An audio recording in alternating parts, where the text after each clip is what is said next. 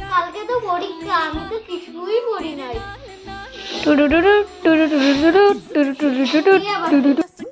মায়া তুই কিছু পড়েছিস রে? আমি তো কিছুই পড়ি নাই। না রে, আমিও কিছু পড়ি নাই। চল তো প্রিয়াঙ্কাকে জিজ্ঞাসা করি, ও কিছু বলছে পড়ছে নাকি। এক কর তো। ফটোসিনথেসিস কাকে বলে? Photosynthesis process. হ্যালো প্রিয়াঙ্কা, তুই কিছু পড়েছিস রে? আমি তো কিছুই পড়ি নাই। বাঁচলাম রে। হ্যাঁ রে, বাঁচলাম।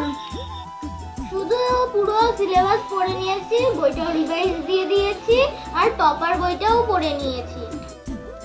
রাখ, আমার আরো অনেক বই পড়া বাকি আছে। আমরা ভাবলাম একে ফোন করে টেনশন কমবে, আবার টেনশন বেড়ে গেল। চল এখন যে টপার বুক। আরে চল।